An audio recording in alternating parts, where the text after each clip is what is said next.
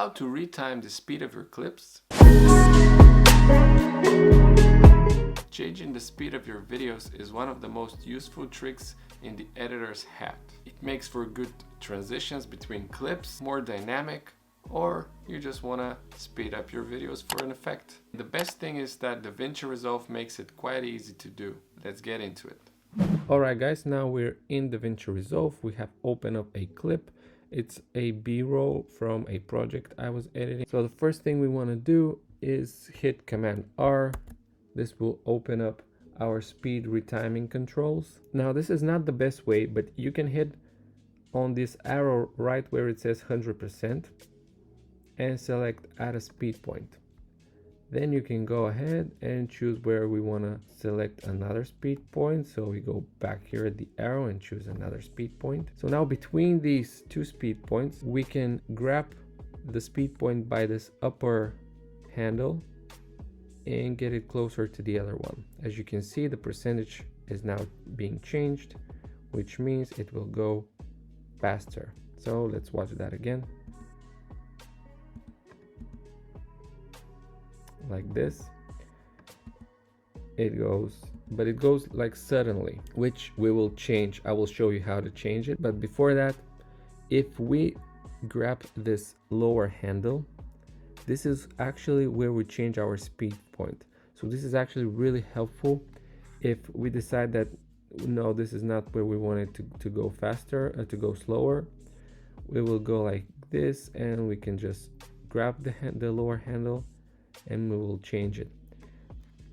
The space in between those two speed points is still going to be at a 350%. The percentage is not going to change. You're just changing the speed point, which I think is really helpful. But this is not the best way you can do speed changes, because like as you can see, it's really sudden and we pretty much never want that. So what we're gonna do is right click on your video and select remove attributes.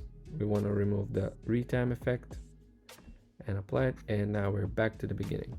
Okay, so now we want to hit Command R, but then also Command Shift R, which is my shortcut for the speed graph.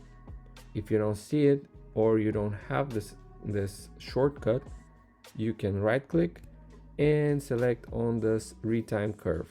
You can go to the keyboard customizations, type in the search retime curve. You can add a shortcut for it. So that's a bonus tip for you. So now we're in the speed graph or the retime curve. I'm used to speed graph from After Effects, and we can select a point where we want to go faster. For example, I want to go here. By holding Option and clicking, you can add a point. Option and select and click means a speed point. And then we want to go over here maybe to slow down. So Option click, add another speed point, and you can grab your handle for the speed and make it like, I don't know, 500, or let's say 368. That's exactly what I wanted. And now we go again, but again it's really sudden. What we want to do is click on our point and click here, and you get these two handles here. So the closer the handles, the transition between speeds will be faster. You won't see as big of a change here. It will be as sudden, but then if you go as further of the point, it will have a graduate transition between the two speeds. Let's select the other one, take out the handles, go as further as possible, and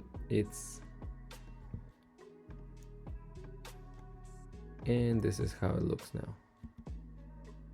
Now you won't see that big of a difference in this particular clip, so I'm going to slow down this this clip right here, I'm just going to hit this arrow here,